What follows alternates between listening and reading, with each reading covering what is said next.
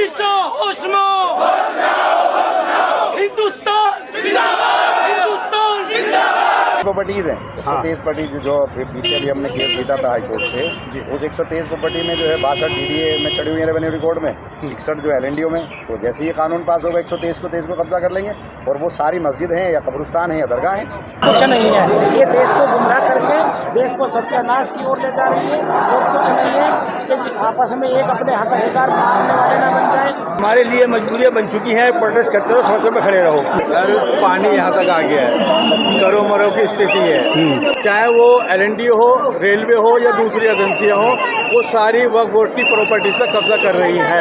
मुसलमान जो है सब कुछ बर्दाश्त करेगा मगर अपने मजहब पे आँच बर्दाश्त नहीं करेगा। भारत सरकार ने ये तरमीमी बिल और ये जो वक्फ बोर्ड को लेकर जिस तरीके से काला कानून बनाया है, यकीनन हम सब मुसलमानों को ये बहुत तकलीफदेह चीज़ है। हाल में कानून के नाम पर, कानून के सहारे से हमारे साथ नाइंसाफी करने की बात हो रही है। चाहे वो मस्जिद की शक्ल में हो, चाहे वो खानकाएँ हो, चाहे मज़ार हो या कब्रिस्तान हो, इन सब को जो है यकीनन जो है नुकसान पहुँचाने का ये काम कर रहे हैं।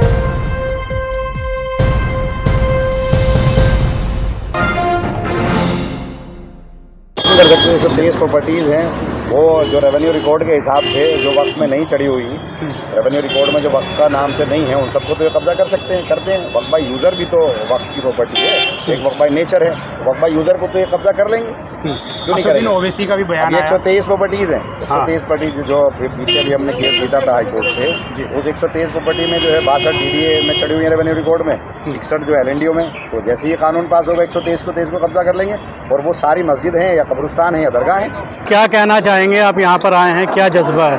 देखिए हमारे लिए मजबूरियाँ बन चुकी हैं, प्रोटेस्ट करते रहो, सड़कों पे खड़े रहो।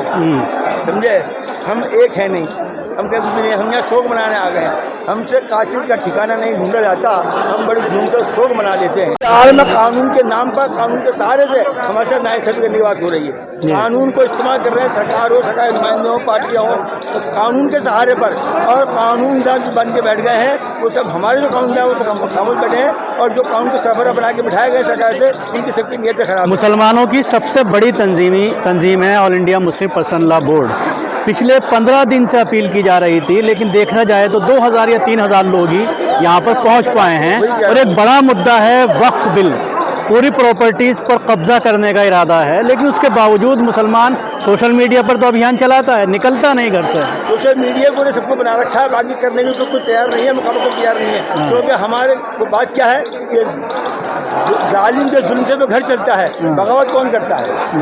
सवाल इस बात का हो रहा है। कल एक साहब है, मौलवी अपने आप कह रहे थे, मैं इंडिया TV पे मीटर में था, उनका बाइट देखा, वो कह रहे थे कि रमज़ान के महीने में प्रोटेस्ट नहीं होना चाहिए क्योंकि इबादत का महीना है। हमने उनसे पूछा कि अच्छा ये इबादत का महीना है, रमज़ान में प्रोटेस्ट नहीं होना चाहिए। और ग़ज़वा बदर कौन से महीने में हुआ था, फतेह मक्का कौन से महीने में हुआ था, मस्जिद अक्सा की जंग कौन से महीने में हुई थी। इस तरह के हमारे अपने लोग इस तरह की बकवास करते हैं। वो एक कह रहे हैं कि मौलवी में हमको आइम्मा बने हुए हैं, वो कह रहे हैं ये मुसलमान इसलिए प्रोटेस्ट कर रहा है कि बीजेपी ने काम करा है, अगर कांग्रेस करती तो मुसलमान प्रोटेस्ट करते ही नहीं, लेकिन बीजेपी नफरत की बात हो रही है और वो काम सही कर रहे हैं बैठे। इस तरह के हालात हमारे हैं, तो हमें आवाम को जागना पड़ेगा इस मामले में। तरीके से भारत सरकार ने ये तरमीमी बिल और ये जो वक्फ बोर्ड को लेकर जिस तरीके से काला कानून बनाया है, यकीनन हम सब मुसलमानों को ये बहुत तकलीफदेह चीज़ है।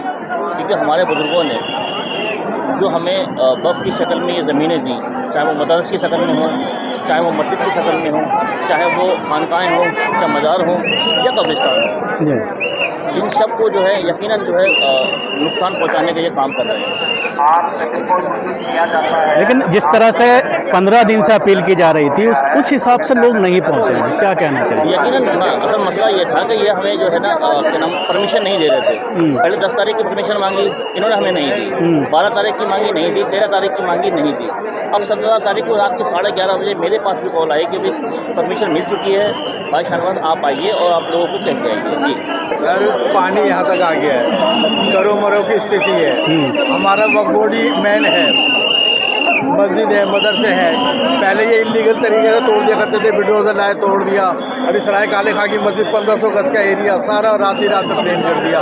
तो अभी तो इलीगल तरीके तोड़ लेते हैं। अब इनको जो है ना, अब इन्होंने कानून बना लिया है कि कानून के तहत अपने सारी की प्रॉपर्टी पर कब्जा कर लेंगे। तो वो हम बिल पास होने नहीं देंगे। हम पूरी कोशिश करेंगे। करो या मरो की बात कर रहे हैं। 15 दिन से अपील की जा रही है। देश का सबसे बड़ा मुस्लिम ऑर्गेनाइजेशन है, उसके बावजूद चंद हजार लोग आते हैं। अभी इसकी तैयारी नहीं हुई है, ये पहली कॉल है। अभी हम चाहते हैं कि ये जो सारे मदारिस के लोग हैं, बड़े बड़े उलमाए हिंद, सारे वो एक जगह पर प्लेटफॉर्म करके मेहनत करके ये रोड पर आ जाए, जाके कुछ होगा। वरना तो ये सरकार हिलने वाली नहीं है। इससे लड़ना पड़ेगा। पूरा हमारा अधिकार है, वो छीनना पड़ेगा। हमारी मस्जिद मदरसे यूनियन हाथ से जा रहे हैं। अभी देखिए निजामुद्दीन में जो गोल चक्कर वाली मस्जिद के पास में एक बस्ती थी, वो उन्होंने खाली करा के LNDO ने कब्जा कर लिया। वक्फ बोर्ड की प्रॉपर्टी है, LNDO का क्या कर रहे हैं? सरकार ने सारी एजेंसी लगा रखी है हमारे पीछे, वक्फ बोर्ड के पीछे, चाहे वो LNDO हो, रेलवे हो या दूसरी एजेंसियां हो, वो सारी वक्फ बोर्ड की प्रॉपर्टी पे कब्जा कर रही है। कुछ नहीं है, ये देश को गुमराह करके देश को सत्यानाश की ओर ले जा रही है। और कुछ नहीं है कि आपस में एक अपने हक अधिकार मांगने वाले ना बन जाए। अभी जो भी बेरोजगार हैं उनके यदि आप क्या कहते हैं, जो उनका लिखित परीक्षाएं होती हैं, परीक्षाएं वैसी होती है, उनका जो है सब कुछ चयन होने से पहले लीक हो जाता है और आप फिर जो है बात करते हैं उनका हक अधिकार की। क्यों भाई, ये सब गलत है। जितने भी शासन में बैठे हुए आप देखिए, आज इधर की संभल की घटना, वो एक CO जो है उनके सीधे बयान देते हैं, अरे यार यदि तुम CO के पद पे हो तो आपके लिए तो सब लोग समान हैं। आप लोग एक मजहब की बातें नहीं कर सकते हो, संवैधानिक पद पे बैठ के संविधान की धज्जियां उड़ा रहे हो, तो आपको तो हक अधिकार ही नहीं है। आपको राजनीति करनी है तो ये जॉब से इस्तीफा दे दो।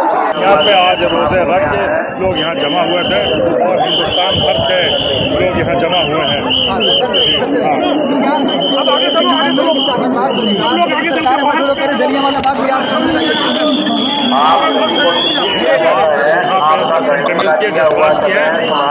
करने वाला इस्लाम किया जाती है, मजहब किया जाती है, कुरान किया जाती है। लिहाजा मुसलमान जो है सब कुछ बर्दाश्त करेगा, मगर अपने मजहब पे आँच बर्दाश्त नहीं करेगा। इस वक्त में दिल्ली के जंतर मंतर प्रोटेस्ट हुआ है, जहाँ कई बड़े बड़े पार्लियामेंट, जहाँ कई बड़े बड़े सांसद और बड़े बड़े लीडर देश भर से मौजूद हुए और प्रोटेस्ट जमहूरी एतबार कर दो बस।